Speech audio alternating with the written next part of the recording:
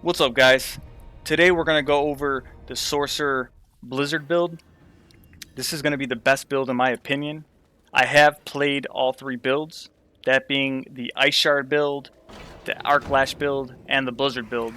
Um, the Ice Shard build is a cool build, man. I won't get I won't deny it. It's definitely very strong. You could crit, tons of damage, but it's just not my playstyle. It's very boring in my opinion. Not a big fan of it. There is different variants of it that make it a little better, but you sacrifice some of the damage. The Blizzard build, you can climb high, you can speed farm like crazy, and most importantly, it's the most fun build. You're gonna have a ton of fun playing this build. If you're not the most advanced, this build is really easy to play. It has a lot of room for error. If you are competitive and you can play it well, you can do some real good damage with this. You can climb high, but again, if you're not as good, or you're not really a hardcore gamer, this build has a lot of room for error. So you can smash the keys more or less and still do good with it. I'm going to be using the max roll GG build. That's going to be what I'm using for reference. So if you want to see the paper guide, there will be a link in the description going over the build, the stat priority, paragon, all that stuff. I'm also going to be going over it in the video. Another thing that I'm going to do for you guys is give you two tools that I use for playing Diablo. One is going to be a dungeon tier list. Don't just go in there, pop a sigil, and do the dungeon. You want to make sure that you guys are only doing ones that are on the tier list that are going to be S tier or A tier. The reason being is you don't want to waste time. Time is XP. So I would go to this tier list, look at your sigils, figure out what rank you want to do, and then compare it to the tier list. And then, I would only do S tier and A tier.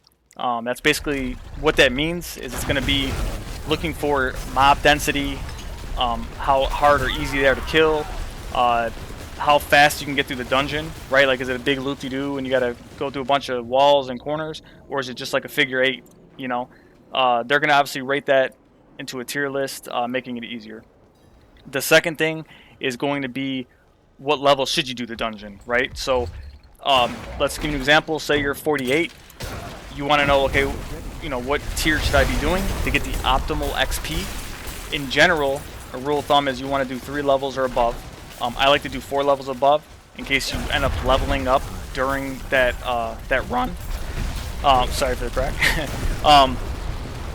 So this tier, not the tier list, this spreadsheet will tell you, what tier you need to do the mob level, right? So again, if you're 48, you want to do 51, 52 is what the mobs will be, and this tier, level tier, will show you what you should do more or less. That being said, the other thing I want to mention is I did a video for you guys not too long ago that you guys had asked for more, kind of like a guide of what I was wearing, what gear, the paragon points, the skill. My intention for the first video was not to be like every other YouTuber and ask for the smash the thumbs and subscribe. I just wanted to make an easy video for you guys. But since you guys requested it, I love it. I definitely wanted to make this build. This is kind of like the remake to it, so we can kind of go over the build a little bit more in detail. I also want to say, man, that when I made this video, I'm not a YouTuber by no means. The fact that you guys have blown this video up as much as it's been, got 10,000 views, it's mind-blowing, man. Absolutely mind-blowing. I cannot believe that, that the community, you guys have been so awesome. Nothing but great comments, feedback. It's pretty cool, man. I'm not gonna lie, it's pretty cool. Again, I've never thought in a million years that this would even happen. So I just want to thank you guys, man. I really do appreciate all the comments and people chatting in between each other. It's really dope, man. So I'm making this video for you guys to go over the build. I'm sorry if it's a little longer. The first one was real short. Hopefully this one's not too long. It's gonna go over all the stuff that you guys had requested. That being said, man, let's dive in.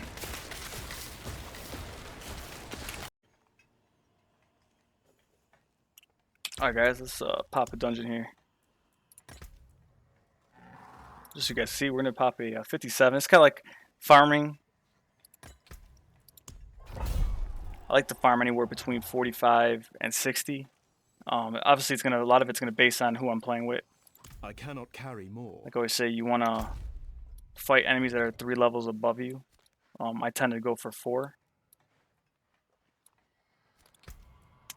The reason for that is, let's say you're level 90, you do a dungeon that's got mobs that are 93, right? So you're hitting that sweet spot.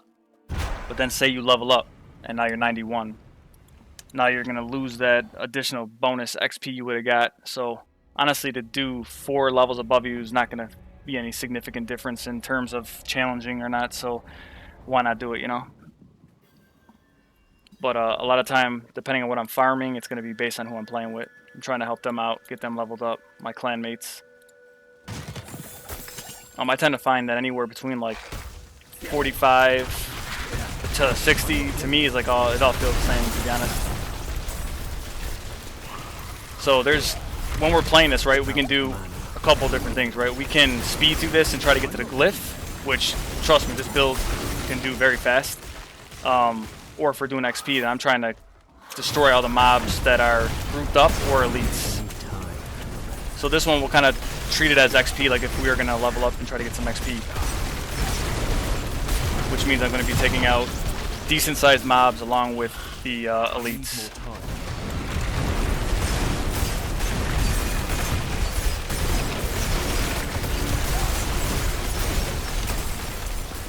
I need time.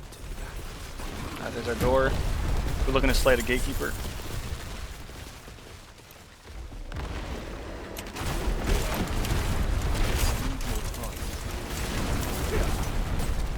So that guy's gonna die. You see him die? I mean, this happens all the time.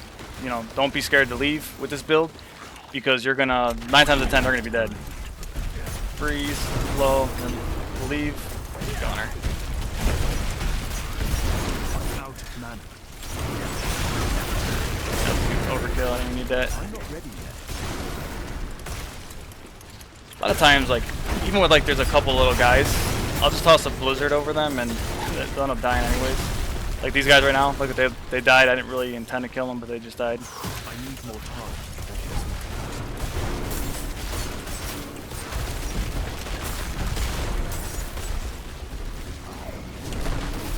I need more time. All right, let's see what this build's worth, baby. So I love this this part, right? We're gonna drop a bunch of blizzards. I'm doing shift click, and now I'm just gonna chill and let the build go to work.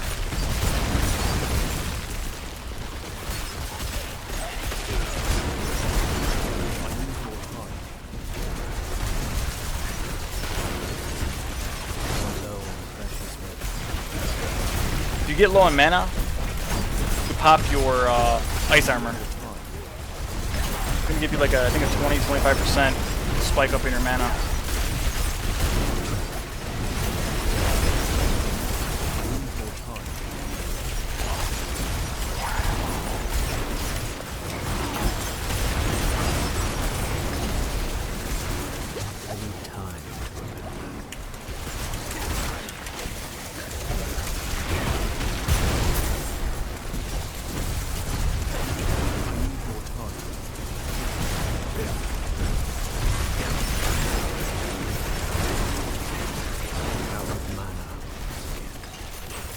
Alright.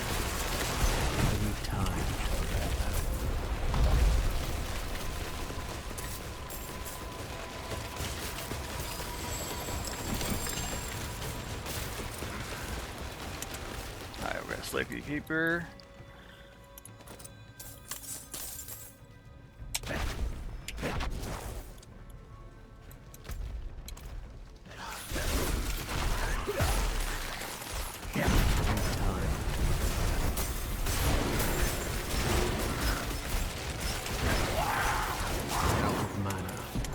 Oh man, I'm out of mana. Oh, you know what? I think this this map I think is reducing my mana. Like one of the aspects for this map. Usually my mana is on point. Must be reducing it. Which really sucks. Yeah, I've never run into mana like this. That's alright, we're still doing our thing. I need time.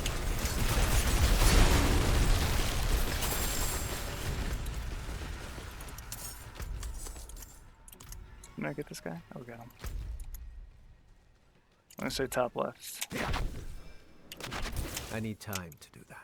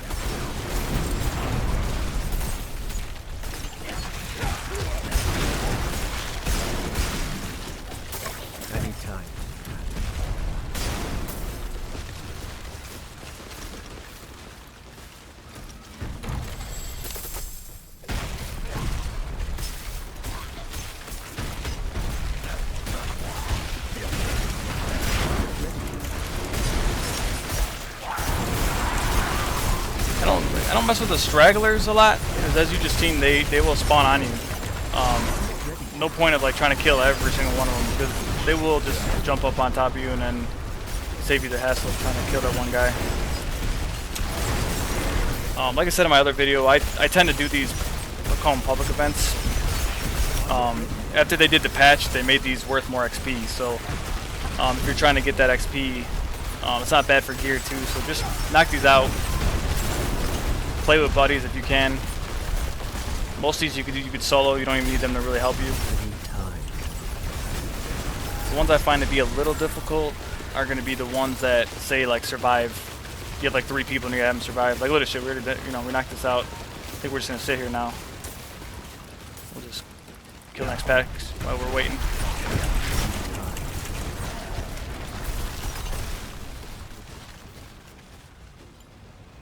Now we're still waiting.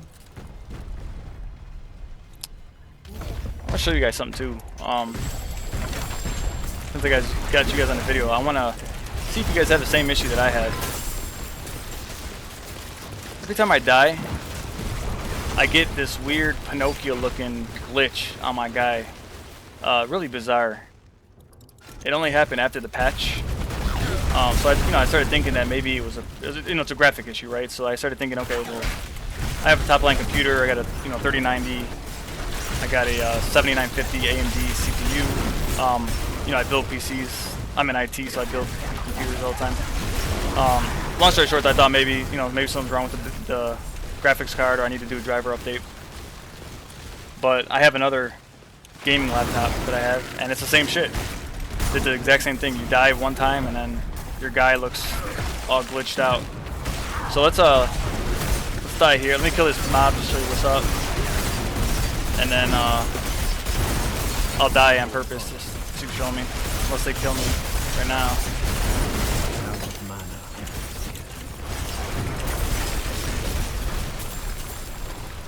Alright, there you go. Perfect. That worked out. All right, so when I come back, look at my guy. You guys tell me in the comments what you've seen. This guy's got a big ass nose.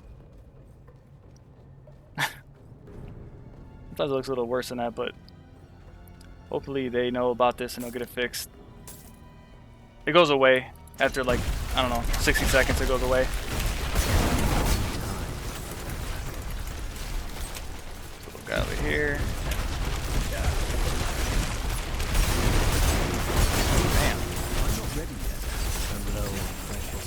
I'm low on precious mana.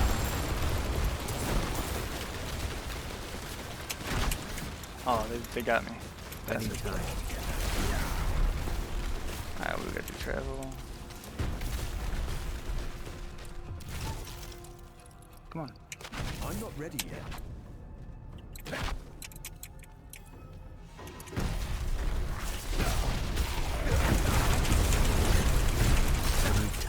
As this does AoE, it does phenomenal single target too. It just like starts and then it just boom, he dies. It's pretty dope.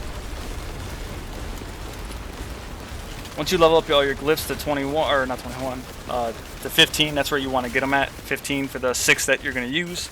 then start rotating and getting 21 for each one. Just going to make each one stronger.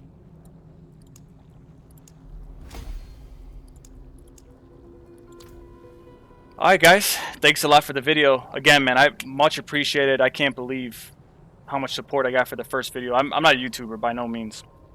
I just generally wanted to help out the community with this guide. I haven't seen much of the Blizzard builds. I think this is the best build in my opinion. I just wanted to share it, and I couldn't believe how much my video blew up. I was absolutely mind blown. So honestly, from the bottom of my heart, man, I greatly appreciate it. I'm not looking to make money, just honestly just for the community, man. So thanks a lot. If you have any questions, hit me up in the comments. I answer pretty much about every day. I'll answer whatever I can to kind of help out. We do have a Discord if you guys want to hop in and chill with us. By all means, we'll be leveling up people and stuff. So whatever you guys need, man. Peace out. 8-town. Dude. Alright, let's dive into the gear. For my helm, I'm rocking Frost Nova gains an additional charge. The cooldown is increased, but I have it down to 30%, which is the best roll you can get on the helmet. Basically, this is going to allow you to do multiple Frost Novas. Frost Nova is a very important part of the build. It allows you to freeze the enemies and then blast them with the damage. So very important to get this. Also, the more cooldowns you do, the more mana you're going to get, which I'll explain later into the build. Raiment of the Infinite. It's not mandatory, but my gameplay, I would say that I wouldn't play this build without this piece. What this allows you to do is teleport and pulls all the enemies into a group and then stuns them.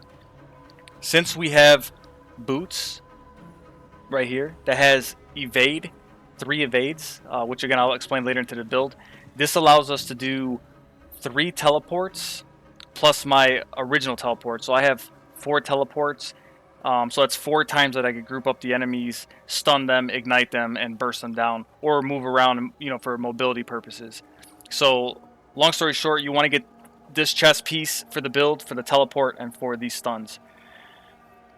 For this piece, you're going to deal 20% increased damage to vulnerable enemies while you have your barrier up. I'm going to explain better details as fast as I can about the barrier, so keep that in the back of your head. This is a very, very strong piece of gear for just defense. Pretty much a lot of builds, different classes use this. Basically, all the damage you're doing applies more armor. It stacks to 100. You need this for survivability. Flame Shield, this is another one that you really need in order to spike your damage up dramatically. So if you're missing this, you'll see like a big lack in your damage. When you ignite your enemies, you do massive amount of damage. So I got the perfect roll in here. Definitely look out for Flame Shield. For the weapon, I have you deal 35% more damage to immobilize, stunned, or frozen enemies.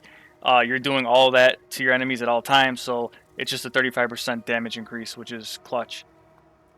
I also want to know, you want to go for a dagger. You can obviously go for a lot of different weapons, but the dagger is going to be your best bet because you're always close to the enemies. I think the staff gives you like lucky hit, which is not bad, but it's lucky hit. Then you have another one that gives you cooldown, which is also not bad, but you want this 30% damage to close enemies. So if you can get a dagger with your main stats, that's kind of ideal. That's, best in slot. The amulet, this is like where you can double the amulet abilities in a sense. So you want this one put here. Now this is mandatory. You have to have this in order for the build to work. If you don't waste your time with the build because it's not going to work. When you cast Blizzard, which doesn't do a lot of damage, it's going to spawn exploding ice spikes. This is what's going to, basically have the spikes come out of the ground and massively damages the enemies. So you want to get a high roll as possible. From what I've been reading, if you're under level 90, you don't necessarily want to roll for it because you're going to get a shitty roll, a shitty piece of gear, and it's not going to be that strong. You naturally want to farm this, and try to get, I don't know if that's really true, to be honest, because I feel like I got this before I was 90. As a matter of fact, I did get it before 90, and mine was fine. So, I don't know. I think the guy's kind of full of shit, but you need this, bottom line, right? You need this. This one is very hard to get. I've only gotten like 3 or 4 through the time I've been playing the game.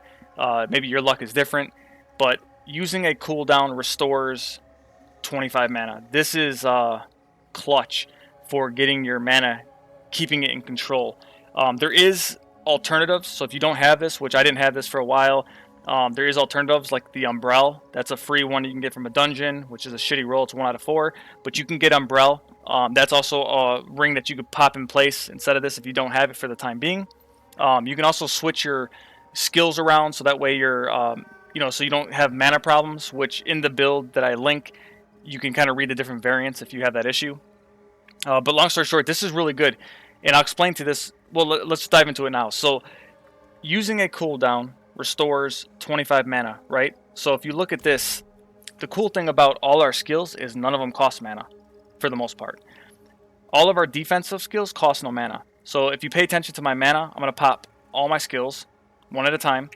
No mana usage, no mana usage, no mana usage, and no mana usage. That's 4 of my defensive skills. None of them cost mana. As I did each one of those skills, I just increased 25 mana per cooldown, right? The only ones that are going to use mana is going to be Ice Shards, which we don't really use in a sense. And even if we do use it, it costs only 19. So if we're getting 25, it's a positive trade. We're gaining mana every time we use Ice Shard. So it's not a problem to use it, spam it. It's going to increase all the cooldowns. I'm sorry, drop down the cooldowns and buff your other things. So the one that's going to obviously hog up all of your resources is going to be your main skill, which is Blizzard. Blizzard costs 25, so as long as you're spamming your skills, you're going to keep afloat and be above the 50% mark, which is what we're aiming for. Last piece of gear is going to be our focus. So here we got deal 25% increased damage while you have a barrier. So again, we'll go into that about the barrier, but the barrier, this build is very like kind of big on the barrier, right? So more damage with the barrier up, since we always have a barrier up, is going to be clutch. So let's go into our abilities. I kind of wanted to explain something. I read a couple comments on my last video.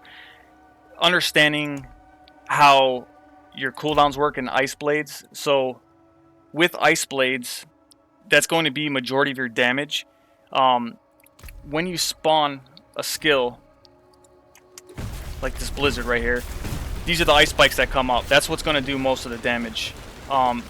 Every time this spike hits it, you're doing, to the vulnerable enemies, you're doing increased damage, which we'll explain in the skills. So let's dive into this real quick. Skill tree.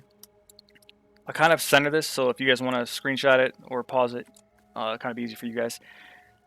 Firebolt. We're really taking this so we can take the enchantment. Direct damage from skills. Apply up to an additional, blank burning damage over 8 seconds. So this is one of our enchantments that we need. Under our core skills, we're taking Ice Shard, which again, we're doing it because it only costs 19 mana. It allows us to use another cooldown, which buffs all our other stuff. So we're taking this more or less just for the cooldown. We're not really using this in our rotation for the most part. For defensive skills, it kind of sucks, but most sorcerer builds use a bunch of these defensive skills, unfortunately, just because they're so strong, and the sorcerer is very squishy. So with Flame Shield, you're going to basically put a barrier around. It's going to be one of your defensive skills that are going to make you very, very good at surviving. It's going to give you movement speed, and it also heals you for 50% of your missing life. If you look at let's see. We're only put 1 point in there. We're going to put 1 point in teleport. I have an item that gives me 4, so that's why you see the item contribution is 4. I'm only putting 1 point in teleport. And then we're going to do shimmering teleport, which is going to give us a 30% damage reduction. So we're going to teleport into the enemy group, and it's going to give us a 30% damage reduction, making us more tanky. The cooldown is going to be decreased when you hit as many enemies as possible. So the goal is to hit a big cluster of enemies, and it's going to basically give your cooldown, a nice drop down so you can keep spamming it. Glass Cannon, you're going to sacrifice defense for offense. I think it's a great trade. So you're going to make yourself deal a lot more damage. I think it's beneficial for the fact that they're stunned, they can't move, they're crowd controlled. So you're gonna drop all your bombs before they can even react. So that's a must. I'm maxing that out. We got Elemental Attunement. This is going to do critical strikes have up to 10% chance to reset a cooldown of one of your defensive skills. So a crit is very high. So we got a 10% chance to reset one of our cooldowns, which we have 4 of them. And it also, no, actually that's it. So we got 2 to that point. So we have Ice Armor, which is another one of our defensive barriers in a sense that are going to protect us. It's going to form a 6-second barrier, and it's going to base it off of your life. So basically, the more life you have, the better your barrier is going to be. When you also have this barrier up, 5% of your damage is going to be added to the barrier. So that kind of goes back into Glass Cannon. We're going to deal so much damage that we might get some of that back in return with adding it to our barrier. Frost Nova, this is one that you're going to max out. I got some armor that increases up by 4, so I got 9 out of 5. This is basically just going to freeze your enemies. It's going to make them vulnerable, which we have a bunch of gear that does more damage to vulnerable enemies. It's going to be for 4 seconds. For bosses, it's going to be 6 seconds. So this is a very important skill. Moving on down to our conjuration skills. Sorry, I'm not good at English. Ice Blades. This is basically going to be some of the damage dealing. This is going to be the spikes jumping out of the ground. It's got a 40% chance to make them vulnerable. See anything else important in here? So basically this is going to reduce the cooldown. Every time it hits the enemies, it's going to reduce the cooldowns of all your skills. So this is one of those things that really kind of help out the more shit you spam. The blizzard popping, hitting the blades, it's going to reduce the cooldowns of the ice blades and your other skills. If you look at the 20% of enchantments, ice blades cooldown reduction is applied to all other skills. Align the elements. We're just taking this because we really want to get to the next 2 trees. So for this one, using a cooldown grants a 30% of your maximum health as a barrier. So again, we're talking about the barrier. We're talking about max life. It's going to obviously give you a better value for your barrier. Mana shield. Every time you spend 100 mana, you gain 15% damage reduction. So obviously, we're getting so much mana returned from our ring, and we're spending as much as we can. It's going to give us that reduction. For our mastery skills, we have Icy Veil, which is your barriers have a 15% increased duration. So you're going to get that 15% increased duration of your barriers, which we're popping all the time. And then when your barrier is active, you're going to apply a 16% chill, which is going to obviously make you do more damage. For our Blizzard, this is our main talent. By itself, it doesn't do a lot of damage. But because of our aspect, it's going to allow this thing to blow up the crowd and stuff. So with we got Enhanced Blizzard. It's going to do 25% more damage to frozen enemies. They're always frozen. Mage Blizzard. When you cast above 50 mana, your Blizzard duration is increased by 4 seconds. So, not to drag this out, but we spam a Blizzard. I did it one time. Look how long this is. It's forever. So when you do these public events, I mean, it's crazy. I'm dropping, all over the event. And it just sits there and it blasts them. And it's pretty cool. This is another really strong one. I didn't really think so initially, but I'm definitely a believer now.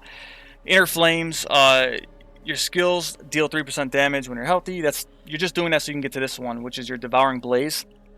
You're going to deal 60% increased critical strike damage against burning enemies. They're always burning once you teleport into them or you apply your flame shield. But the main thing is when they're immobilized, this bonus is increased to 150%, which is huge. So if you look at your gear, this is why you need these boots. Flame shield lets you move unhindered through enemies. Enemies you move through flame shield are immobilized. So they're going to be immobilized for 3 seconds, and then you're going to blow them up. So that's why you need those boots. It goes really good with this Devouring Blaze. I have it maxed out, and then I have one of my pieces of gear have +3, which is clutch, which you should definitely try to get. So I'm doing 150% more damage to pretty much everything. Last main thing here we got is ultimate skills. We're actually not using any of that. Oh no, I'm sorry, we are. It's kind of blended in. Permafrost. Frost skills deal 15% increased damage. These are like all common sense things, right? So like frost skills deal 15% more damage. That's a no-brainer. Icy Touch, you deal 12% increased damage to vulnerable. They're always vulnerable. And then you deal 9% increased damage to chilled enemies and 18% increased damage to frozen enemies. So we go back to this talent, they kind of go hand in hand. Because we have the barrier up, we're going to be applying more chill, which gives us more damage. They go hand in hand. And then with this talent, after the freeze expires, they explode. And when they explode, damage dealt to them. I'm sorry. Yeah, when enemies explode for 25% of damage you dealt to them. So when they explode, it's like they blow up again. Like when they actually die, they blow up near each other, which is crazy. So it's like kind of like they're blowing up twice in a sense. Paragon. This is obviously a lot to go through, so I'll try to save you the time on this video. What we'll do is we'll start from the top, and then I'll kind of center it. So if you guys want to pause it, you can. And I'll go over some of the highlights here. The glyphs, 160% damage to chilled enemies. Again, they're always chilled. Enemies deal 13% reduced damage. That's clutch. On this glyph, we do 30% cold resistance, 25% vulnerable damage. I'm always looking for stuff with vulnerable damage. And then we're going to get 25 intelligence. You deal 10% increased damage for 4 seconds after casting a defensive skill. We have 4 of them, and we're popping them nonstop. Some of the nice rare nodes here, 45% vulnerable damage, 22 intelligence. Bonus, another 22% vulnerable damage. 22 intelligence.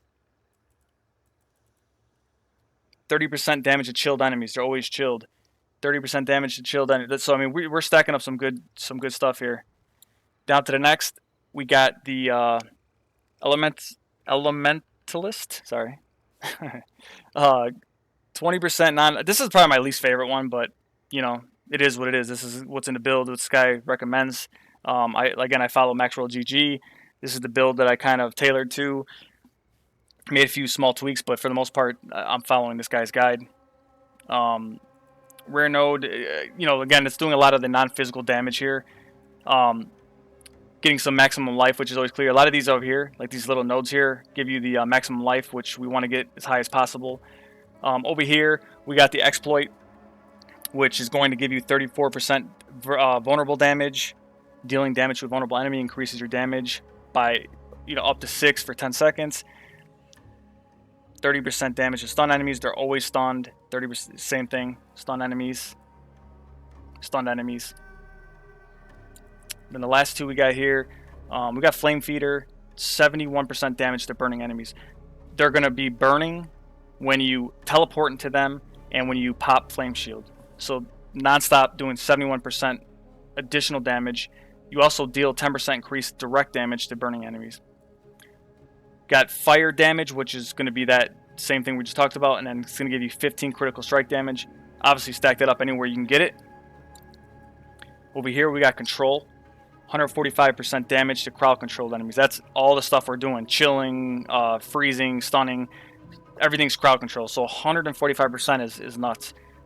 You also deal 10% increased damage to slowed or chilled enemies, or instead you deal 20% to stunned or frozen enemies, which when we pop our Frost Nova, it's going to stun them. Over here, we got 10 intelligence. We got some damage reduction when they're burning, which, again, for the most part, they're always burning. Got that again here. And got that again here. We also got some armor. So that's going to be the Paragon points. You get 225 of them. They're all spent. These are the, real quick, these are the, if you guys want to see what my glyphs are at, got 21. Exploit 21, Frostbite 21, Tactician 21, Flame Feeder 19, Elementalist, and then, yeah, 2, 4, yeah, okay, there's my 6.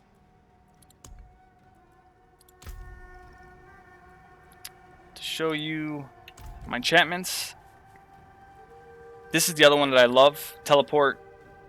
Basically, your evade is replaced with Teleport, so because of this, it allows me to do 30% damage reduction, and then it allows me to have, right here, I have 4 teleports, plus my main one, I have 5 total teleports, which is nuts. And that's the build for the most part. Gear, skills, Paragon. If you'd like to look at my stats, here's my stats as of right now. These are the clutch ones. So kind of going into stat priority, let me see, pop that up real quick for you guys. Cooldown reduction is going to be your #1 stat. You want to basically get that anywhere you can get it. Mana cost reduction and resource generation are going to be close seconds. Those are going to be very necessary to cast our main skill. As for offensive stats, you're looking for vulnerable damage, critical strike damage, critical strike chance, attack speed, intelligence, and then anything, all other kinds of damage, which is going to be like, damage to close enemies, stuff of that nature. And then defensive stuff is going to be your common stuff, like, defense to close enemies, stuff of that nature. All right, so here we go. We got critical strike chances at 32%. You want to be at 30%. You also have the critical strike chance if injured, so that's like 44% in a sense. Critical strike damage at 160. I would like to see this at 180 if I can get it higher, so I can get some more procs on that. Vulnerable damage, that's sick. 250% vulnerable damage. I'm doing work because of that. That's one of my best stats at putting in some major damage. Obviously, these are all key too, right? Maximum life, I'm at 11k, which gives me these really nice barriers that keep me alive. Let's see what else we got. Damage reduction to elites, they hurt. Maximum mana, so we definitely want to get that too. You want to kind of have some wiggle room in the mana. You ideally want to be above 50% when we're casting, because it's going to make that blizzard last longer, which in turn does more damage. Mana cost reduction, we're at 37%. I think you want to be at 30%, so that's good. Mana generation, I think you want to be at 20%, so that's good. A lot of people overlook movement speed. I love movement speed. I hate being slow. I look at it like this. If you're going to be farming, running like tier 45s and just kind of doing that type of work, movement speed, you want to clear out these dungeons a lot faster. Sometimes you don't need all that damage, right? So I'd sacrifice like one of those offensive stats for speed, in my opinion, just so you can clear out more dungeons fast. Speed is definitely clutch. And then you want to be at 30% cooldown reduction, which obviously the higher the better. And that's going to be the build. If you guys have any questions, let me know. But this is pretty much the stats I would go for on this build to kind of do what I'm doing in a sense. I'm looking for tweaks. There's obviously room improvement for my gear, but as of right now, I'm pretty happy where I'm at. This is pretty much, as high as I'm going to get on this aspect. So appreciate everything, guys. If you guys have any questions, hit me up in the comments. I answer pretty much every day, so hit me up on there and I got you. Peace.